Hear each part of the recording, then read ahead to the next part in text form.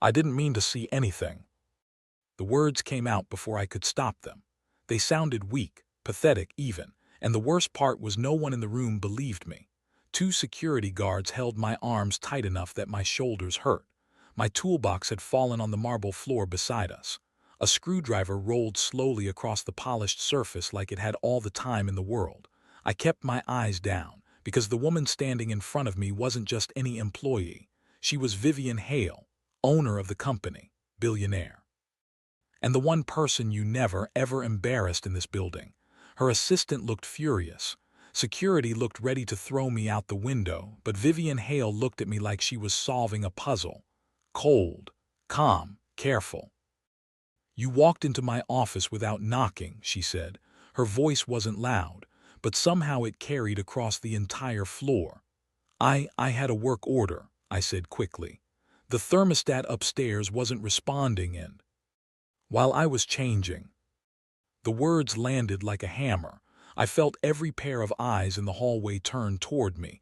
My face burned. "I didn't know anyone was inside," I said. "The system said the office was empty." Her assistant scoffed. "Of course it did," the woman muttered. "Convenient." I wanted to disappear, not because I was guilty, but because I knew exactly how this looked. A maintenance worker, walking into the billionaire CEO's private office, while she was changing clothes. Yeah.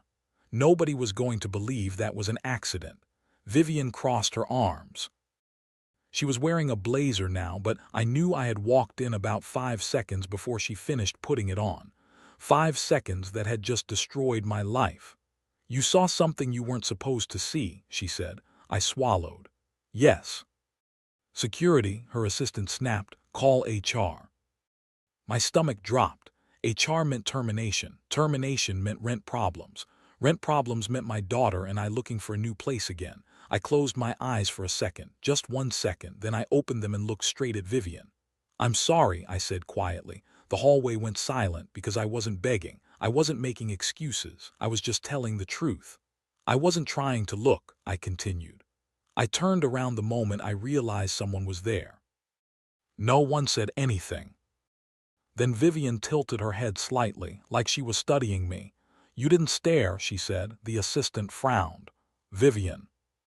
"I asked him a question earlier," Vivian continued calmly, "and he answered while facing the wall." Now everyone looked confused, including me. "I noticed that," she added. The assistant crossed her arms. "That doesn't change the situation." Vivian didn't answer immediately. Instead, she stepped closer to me, close enough that I could smell her perfume, something subtle, expensive. She looked directly into my eyes.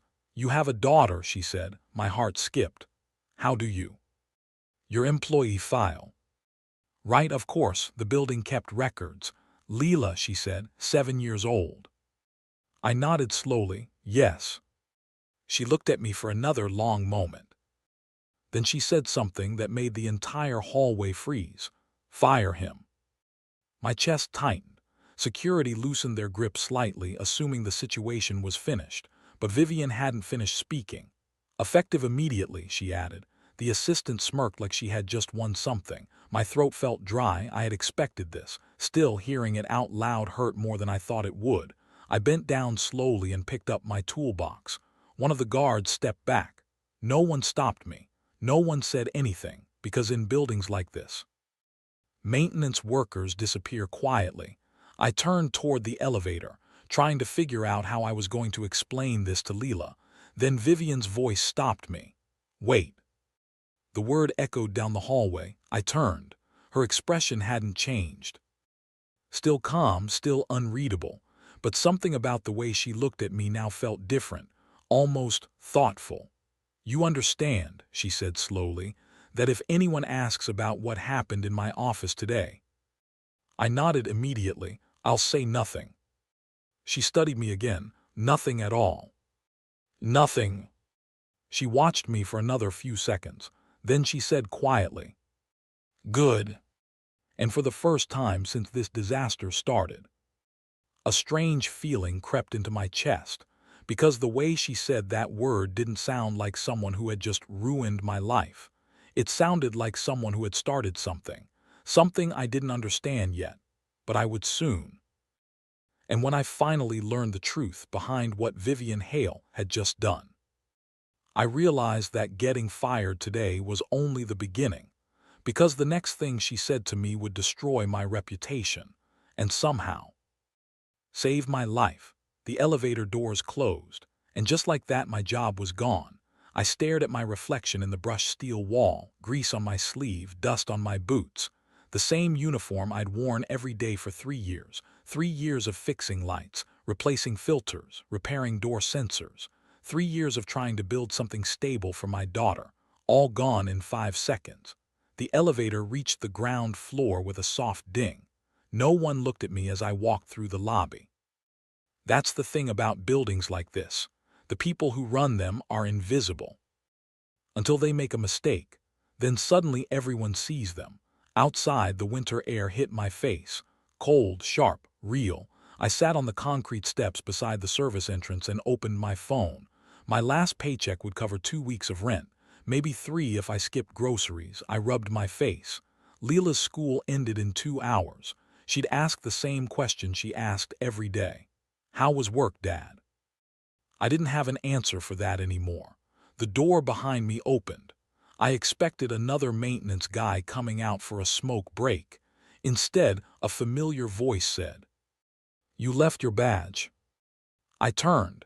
Vivian Hale stood in the doorway, the billionaire CEO, the woman who had just fired me. She held my employee badge between 2 fingers, the same calm expression on her face. I stood slowly. "You didn't have to bring that down yourself," I said.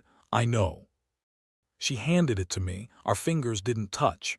Then she leaned against the wall beside the door, like she had nowhere else to be. "That really was an accident, wasn't it?" she asked. I blinked. "Yes." "You didn't know I was in the office?" "No." "And when you realized?" I turned around immediately. She nodded slightly. I noticed. For a moment neither of us spoke. Then she said something strange. "You didn't defend yourself very hard." I shrugged. People with my job usually lose arguments with people with yours. That earned the faintest hint of a smile. Not a big one, just enough to soften the edge of her face. "You're not wrong," she said. I picked up my toolbox. "Well, thanks for bringing the badge down." I started walking toward the parking lot. "Ethan." I stopped. I hadn't told her my name. Slowly I turned back. "Yes." Vivian looked toward the busy street beyond the gates, cars passing, snow melting along the curb. Then she said quietly, "Something is going to happen later today." My stomach tightened. "What kind of something?" "The kind that makes headlines." That got my attention. "I don't understand." She looked back at me. "Someone is going to accuse you of entering my office intentionally." My chest went cold. "What?" "The company's legal department," she continued calmly. "They will say you violated executive privacy." "That's not true." "I know." "Then why would they?" "Because it protects the company." I stared at her. "You just fired me." "Yes." "And now your lawyers are going to say I did something worse." She didn't answer right away. Instead she asked, "How old is your daughter?" 7. "What's her name?" "Leela." Vivian looked down for a moment. Then she said something that made absolutely no sense. "Good." I frowned. "How is any of this good?" She stepped closer, not threatening, just close enough that I had to look directly at her. "You're about to be accused of something," she said quietly, "and I need you not to fight it." I stared at her like she'd lost her mind. "You want me to just accept it?" "Yes." "That could ruin my reputation." "Yes." "I'll never get another job in building maintenance again." "Probably not." Anger flared in my chest. "Then why would I agree to that?" For the first time since this whole disaster started. Vivian's expression changed, just slightly. Not cold, not distant, something closer to serious. Because the man who actually tried to get into my office today, she said quietly, is someone powerful enough to destroy you completely if his name becomes involved. The air between us went still. What are you talking about? A board member, she said. Someone who believes this company belongs to him. And what does that have to do with me? You walked into the office 5 minutes before he tried. My brain struggled to catch up. He tried to break in. Yes. And security didn't see him. Not yet. I felt my stomach drop.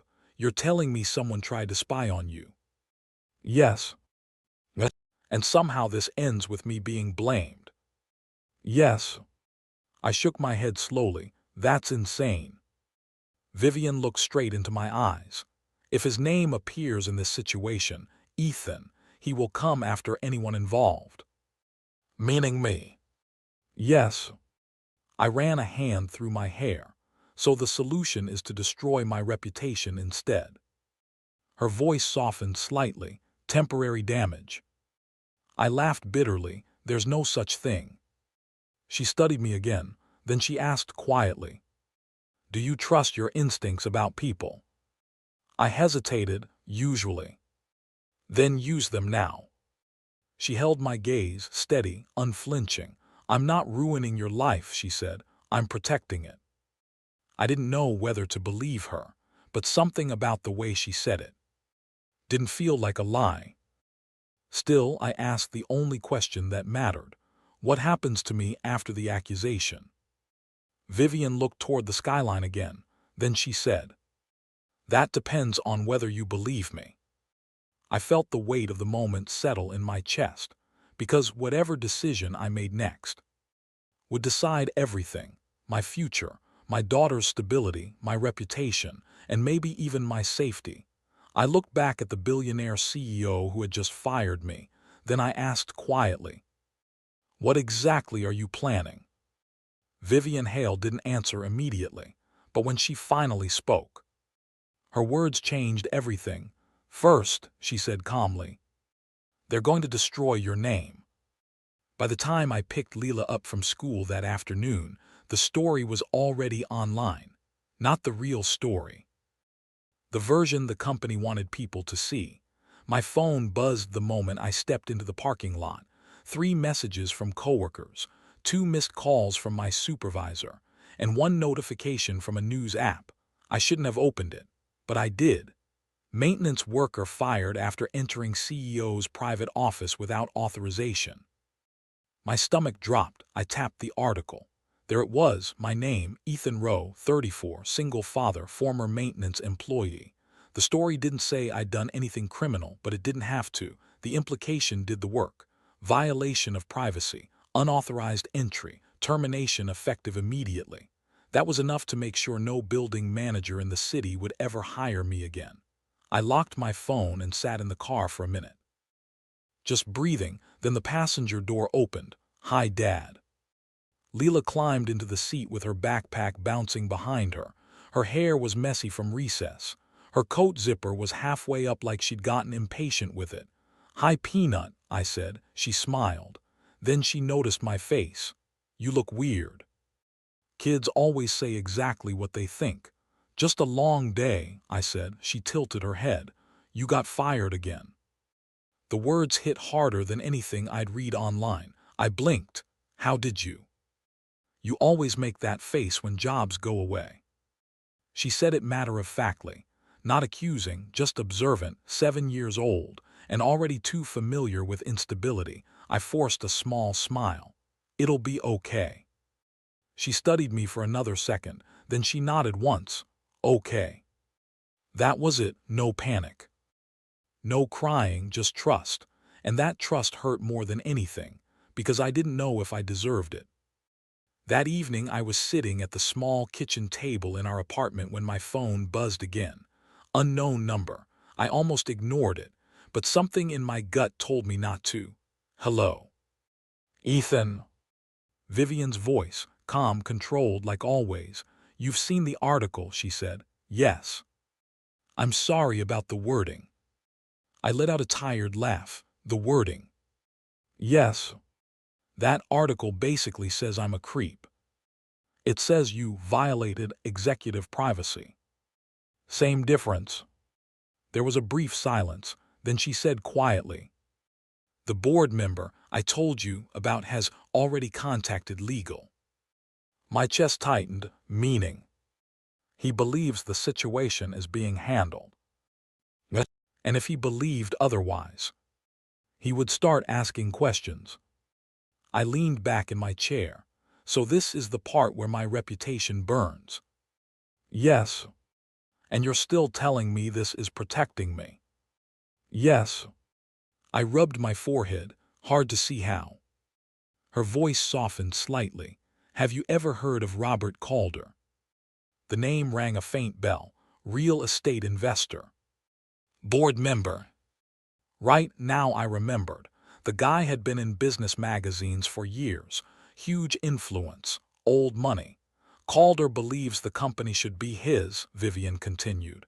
He's been looking for leverage against me. And spying on you in your office would help with that.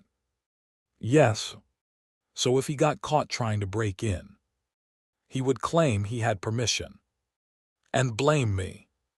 Yes. I stared at the wall. So you made sure he had a different story to focus on. Yes. For a moment the apartment was quiet except for the hum of the refrigerator. Then I said something I hadn't expected to say. You didn't have to come outside earlier. Vivian didn't answer immediately. No, she admitted, I didn't. So why did you? Another pause, longer this time. Then she said something unexpected. Because when you walked into that office this morning, you turned around. I frowned, yeah. Most men wouldn't. The words landed softly, but they carried weight. And when security grabbed you, she continued, you didn't shout or accuse or panic. What good would that have done? It showed me something about you.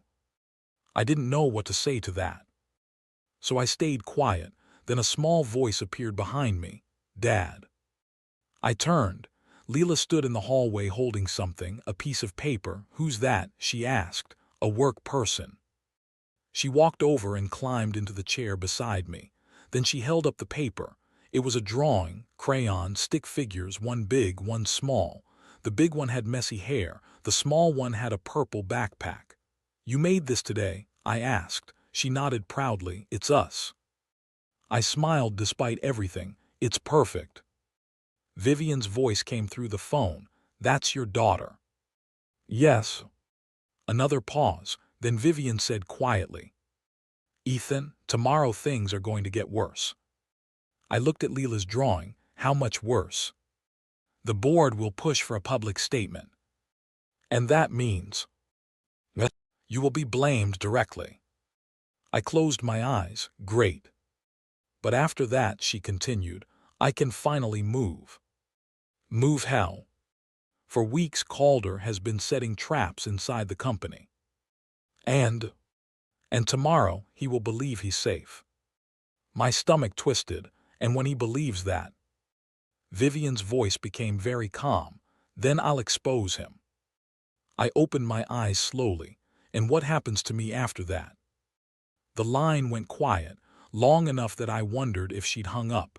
Then she said something I didn't expect. When this is over, she said quietly, I'm going to fix what I broke. I looked at Leela sitting beside me, still holding her drawing, still trusting me, and suddenly I realized something. Vivian Hale wasn't just planning to destroy a corrupt board member. She was preparing to change my entire life, whether I wanted that or not, because tomorrow, my name would become the center of a scandal, and when the truth finally came out, everyone in the city would know who Ethan Rowe really was. The next morning started quietly, too quietly. The kind of quiet that makes you feel like something big is about to happen. I dropped Leela off at school at 8:15. She hugged me before getting out of the car, a long hug. The kind kids give when they feel something is wrong but can't explain it. You'll pick me up later, she asked. Of course. You promise? I nodded. I always promise things I can keep. She studied my face for a moment, Then she smiled, "Okay," and ran inside. I sat in the car for another minute before starting the engine, because promises like that suddenly felt heavier. At 9:30, my phone started buzzing again. News alerts, emails, messages from numbers I didn't recognize. The company had released a statement. I opened it. The company confirms that former maintenance employee Ethan Rowe deliberately entered a restricted executive area, violating company policy and professional conduct standards. Deliberately. That word hit like a punch. Then the article continued. The company takes executive safety and privacy extremely seriously. Translation: blame the maintenance guy. My chest felt tight. Vivian had warned me, but seeing it in writing still hurt. My phone rang. Unknown number. I answered. "Hello. Turn on channel 7. Vivian. I grabbed the remote and switched on the small TV in my living room. The news anchor appeared instantly. Breaking developments at Hale Industries this morning. My stomach dropped. CEO Vivian Hale has called an emergency press conference regarding internal misconduct allegations. The camera cut to the company headquarters. A podium, reporters everywhere. Vivian stepped into frame. Calm, controlled, just like yesterday, except this time. Her eyes were different, focused, sharp, like someone about to detonate a bomb. "Good morning," she said. Flashes exploded from cameras. For the past 24 hours, a narrative has circulated regarding a former employee, Ethan Rowe. Hearing my name on live television felt surreal. Vivian continued. "That narrative is false." The room erupted instantly, reporters shouting questions. Vivian raised one hand. The noise stopped. "The truth," she said calmly, "is that yesterday someone attempted to access my private office illegally." The screen behind her lit up. Security footage appeared. My breath caught. A man stood outside her office door, trying to override the lock. The timestamp read 5 minutes after I had entered the room. "Ladies and gentlemen," Vivian continued, "this individual is Robert Calder." The room exploded, reporters shouting, cameras flashing, because Robert Calder wasn't just a board member. He was one of the most powerful investors in the state. Vivian didn't blink. For months, Mr. Calder has attempted to gain unauthorized access to company information, she said. Yesterday, he escalated that behavior. Another video appeared. Calder arguing with security in the hallway, trying to push past them. The reporters went wild. "Why accuse Ethan Rowe then?" Someone shouted. Vivian looked straight into the cameras, and for the first time since this whole thing started. Her voice softened. "Because Mr. Rowe happened to walk into my office minutes before Mr. Calder arrived." She paused, and I knew Mr. Calder would try to shift blame to the first available target. The room fell quiet. "So I gave him one," she said. My heart pounded. "You destroyed his reputation," another reporter said. Vivian nodded once. "Yes." The honesty shocked everyone. "And today," she continued, "I am correcting that mistake." She stepped away from the podium. Then she said something I never expected to hear. "Ethan Rowe is a good man." The words hit me like electricity. "He is a father who works 2 jobs to support his daughter," she continued. "He turned away immediately when he realized I was changing. He accepted blame he did not deserve." Her voice lowered slightly, "and he did it without asking for anything in return." The room stayed silent. Then Vivian said the words that changed everything. "People like Ethan Rowe are the reason companies like mine exist." Another pause. "And today I am offering him a new position." My brain froze. "A position?" The reporter sounded confused. "Yes," Vivian said calmly, "Director of Facilities Operations." My jaw dropped. That was 3 levels above my old job, more money, more responsibility, a career, not just maintenance work. "And if he chooses to accept," she finished, "the company will also establish a scholarship fund for his daughter's future education." The room exploded again. I sat there on my couch, speechless. My phone buzzed. Vivian again. "Are you watching?" she asked. "Yes." "What do you think?" I stared at the television, at the reporters surrounding her, at the woman who had just destroyed a billionaire board member on live TV. Then I asked the question that had been bothering me since yesterday. "You didn't have to do any of this." Her answer came quietly. "Yes, I did." "Why?" The line stayed silent for a moment. Then she said something simple. "Because when you walked into that office, you chose respect over opportunity." I frowned. "What opportunity?" "What?" "You could have looked," she said. "You could have used that moment for leverage." "I hadn't even thought about that, but you didn't." "No," I said. "I turned around." "Yes." Her voice softened again. "And people like that are rare." I looked down at Leela's drawing on the table, the crayon stick figures. "Are you accepting the job?" Vivian asked. I exhaled slowly. "I have one condition." "No." "You never ruin my life again." For the first time since I met her. Vivian laughed, a real laugh. "I'll try not to." That afternoon I picked Leela up from school. She climbed into the car like usual. Then she looked at my face. "You look weird again." I laughed. "Good weird this time." She tilted her head. "What happened?" I handed her my phone. The news article was already everywhere. She read the headline slowly. Then her eyes widened. "You're on TV." "Apparently." She stared at me. Then she smiled. "Does this mean we don't have to move again?" My throat tightened. "No," I said. "It means we finally get to stay." She leaned over and hugged me, tight, and in that moment, I realized something important. Vivian Hale might have changed my career. She might have saved my reputation. But the real thing that saved my life was the small person sitting beside me, because in the end, the most powerful thing in the world isn't money. It's having someone who believes in you completely. And sometimes, that's enough to change everything.